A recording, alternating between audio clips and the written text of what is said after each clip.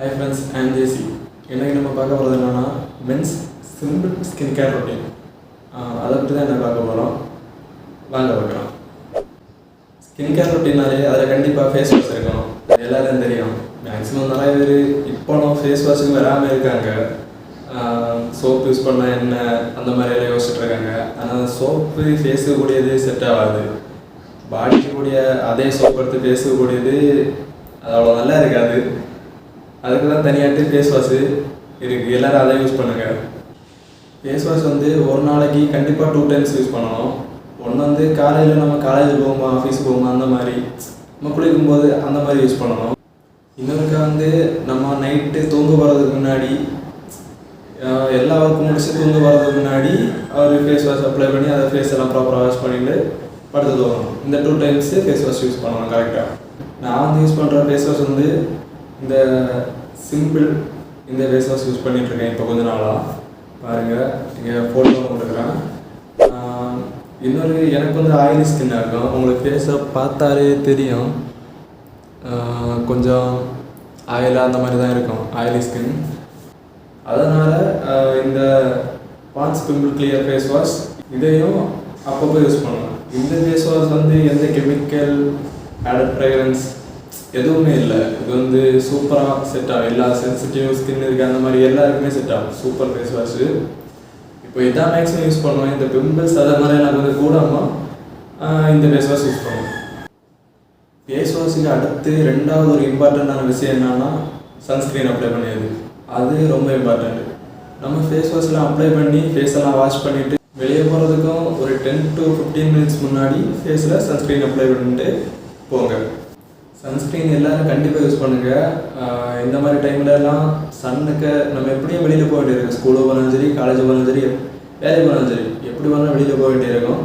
Sunscreen use பண்ணால் தான் இந்த சன்லேருந்து அந்த யூவி ரைஸ்லேருந்து நம்ம ஃபேஸை கொஞ்சம் ப்ரொடெக்ட் பண்ண முடியும். அது ரொம்ப ஒரு யூஸ்ஃபுல்லான ப்ராடக்ட் ஆகும். அதை கண்டிப்பாக எல்லோரும் பர்ச்சேஸ் பண்ணி யூஸ் பண்ணுங்கள். நான் இப்போ யூஸ் பண்ணிகிட்டு இருக்க சன்ஸ்க்ரீன் என்னென்னு பார்த்தா இந்த மினிமலிஸ்ட். இங்கே ஃபோட்டோ கொடுக்குறேன். இந்த மினிமலிஸ்ட்டில் இந்த சன்ஸ்க்ரீன் யூஸ் பண்ணிட்டுருக்கேன். இது கொஞ்சம் ஃபேஸில் ஒயிட் மார்க் போட்டது கூட தெரியும், ஏதோ ஒரு மேக்கப் போட்டது அந்த மாதிரி தெரியும். அதனால் ஒரு அளவுக்கு கொஞ்சம் குவான்டிட்டியில் எடுத்து அப்ளை பண்ணுங்கள். அதே கொஞ்சம் ஒர்த்தாக தான் இருக்கும், நல்ல யூஸாக தான் இருக்கும்.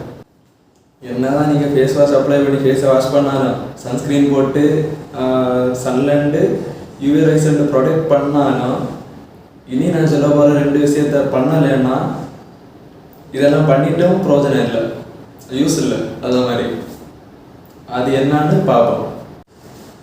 அதில் முதல் விஷயம் என்னன்னா, கண்டிப்பாக ஒரு நாள் நம்ம ஒரு 3 லிட்டர்லேருந்து 4 லிட்டர் வரை தண்ணி குடிச்சே ஆகணும். அதை அப்படி நீங்கள் கணக்கு வச்சாலும் சரி, இல்லைன்னாலும் எப்போ நம்ம ஹைட்ரேட்டாக இருக்கணும். ஃபுல்லாக ஒரு 1/2 hour அந்த டைமுக்கு ஒரு கேங்கிறோம், 1 glass வெள்ளம் அந்த மாதிரி குடிச்சு நம்ம ஹைட்ரேட்டாக இருக்கணும்.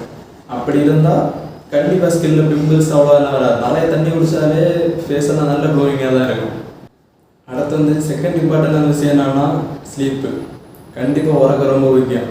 உறக்கிறதுக்கும் ஸ்கின்னுக்கு என்ன சம்மந்தம் அந்த மாதிரி நீங்கள் யோசிச்சுனா, ஆனாலும் அப்படி இல்லை, அதுக்கு கண்டிப்பாக ஒரு சம்மந்தம் உண்டு.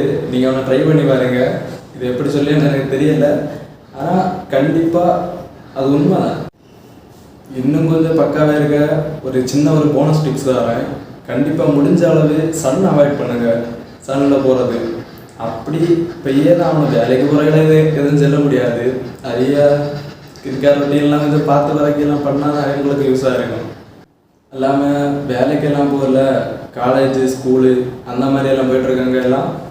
மற்றவங்க நார்மலாக சும்மா பைக்கில் போனாலும் சரி, அல்லாத எங்கேயாவது போனோம் பைக்கில் காலத்த டைமு அந்த மாதிரி எல்லாம் இருந்தாலும் சரி, ஒரு மாஸ்க்கு அடுத்து ஒரு கேப் வியர் பண்ணுங்க. கண்டிப்பாக இதை போடுங்க.